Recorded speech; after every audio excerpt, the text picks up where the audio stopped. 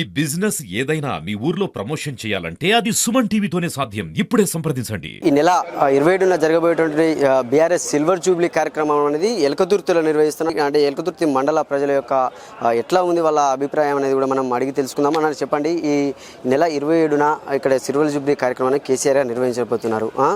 25 సంవత్సరాల పండుగ ఈ ఎలకతుర్తిలో నిర్వహించడం ఈ మండల నాయకుడిగా మీరు ఏం చెప్తున్నారు? తెలంగాణ రాష్ట్ర సమితి అనేది తెలంగాణ రాష్ట్ర సాధన కోసం ఏర్పాటు చేయబడ్డది. అది కూడా కేసీఆర్ గారి ఆధ్వర్యంలో తెలంగాణ రాష్ట్ర ఉద్యమంలో కూడా కేసీఆర్ గారు ఎలకతుర్తి మండలంలో అడుగుపెట్టినారు. ఉద్యమాన్ని ఉవ్వెత్తున లేపించారు. ఇక అదే ఉద్దేశంతోనే ఈరోజు తెలంగాణ రాష్ట్ర సమితి ఏర్పడిన తర్వాత ఉద్యమంలో కూడా ఎలకతుర్తి దామెర గ్రామానికి విచ్చేసినారు.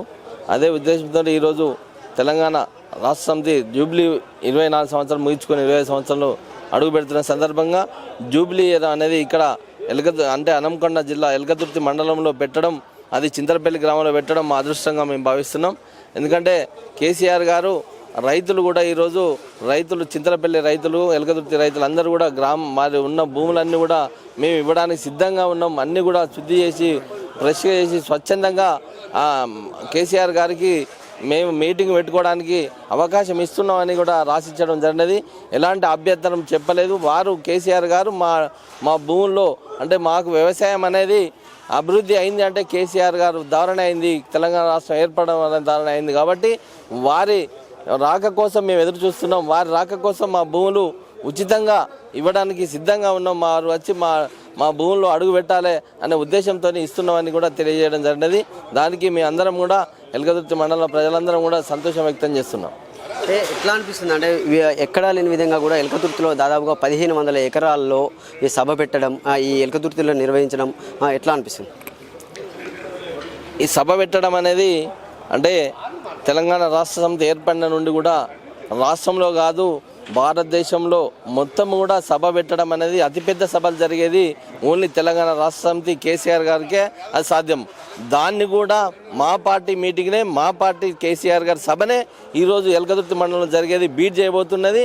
అతిపెద్ద సభ ప్రాంగణం ఏర్పాటు చేయడం అనేది. అందులో 1500 ఎకరాలు అనేది మేము ఫస్ట్ 1000 ఎకరాలు అనుకున్నాం.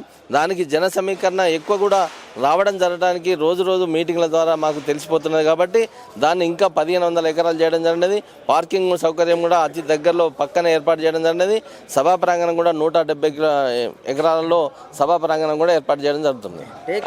కేసీఆర్ గారు ఇన్ని రోజుల్లో 2001 నుండి ఇప్పటి వరకు కూడా ఎక్కడ సభ పెట్టినా కూడా ఫెయిల్ కాలేదు. ఇప్పుడు ఎలకతుర్తిలో పెడుతున్నారు, ఎట్లా ఉండబోతుంది?